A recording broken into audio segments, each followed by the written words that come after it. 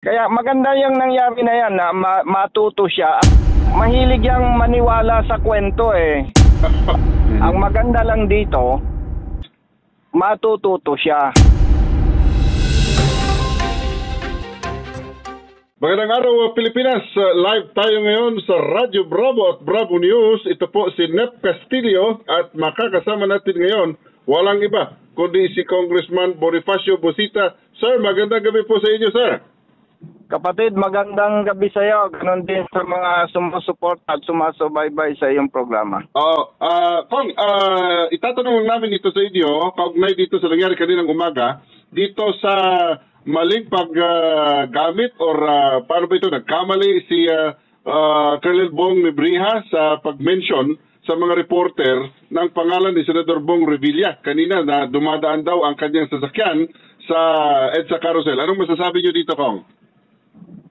Alam mo, napanood ko rin yung kanilang pag-uusap with Senator Bong Revilla, and kung siya man ay madaling mapaniwala ng tao niya, kung hindi validated ang information, hindi natin dapat pinapangalanan yung tao. Kasi alam mo naman, may mga motorista, mahilig manggamit ng pangalan. Hindi maganda na ganun lang na kalit siyang maniwala.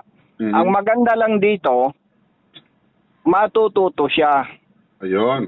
Kung maniwala lang sa tao sa sabi-sabi. Ang mabigat kasi dyan, kapatid, Apo. Kunwari ako, ginamit mo ang pangalan ko. Nagkamali ka.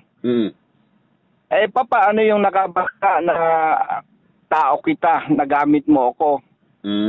Paano mo pa maiko-correct yun? Alam mo naman ang mga tao, pagkagalit sa'yo, dadagdagan pa ang kwento. Pagkakampi ka, papagandahin ang kwento. Kaya dapat, ang lesson dyan, maingat tayo. Oo. Ito kung ayon dito sa ating nakuhang impormasyon, number 8 yung plaka ng sasakyan. So, hindi po yun para sa mga senador, di po ba? Eh, kung ano man yan, hindi dapat tayo nagpapangalan eh. Lalo kung hindi mo nasaksihan.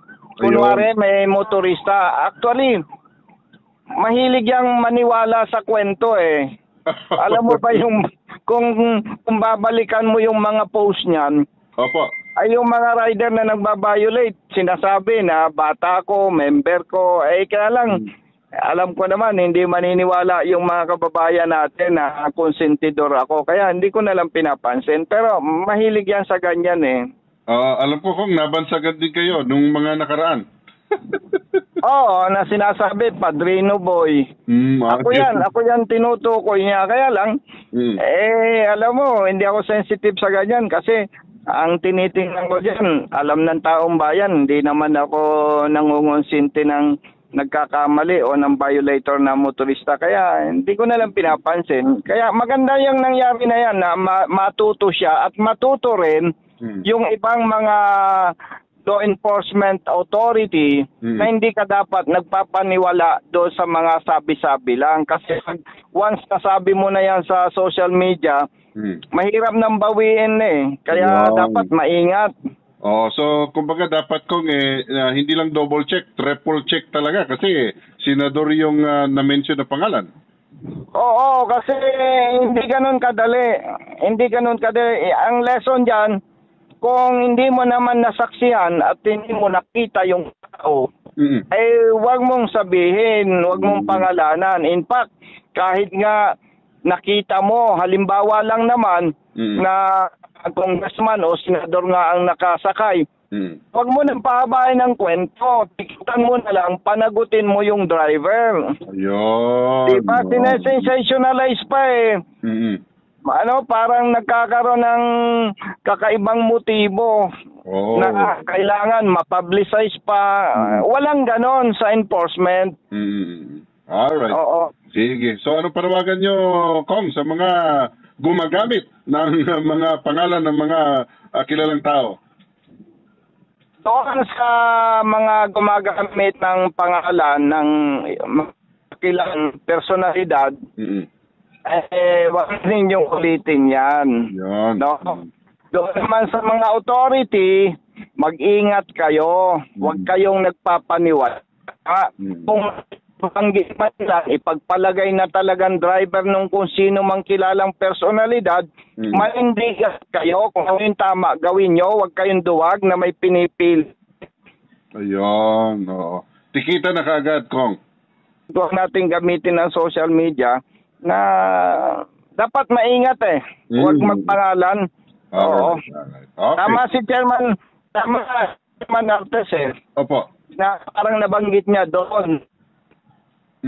Palita ngayon dahil kung violate man halimbawa yung driver kung sino man yan, wala nang maraming kwento. Tikitan mo, panagutin mo. Ayun.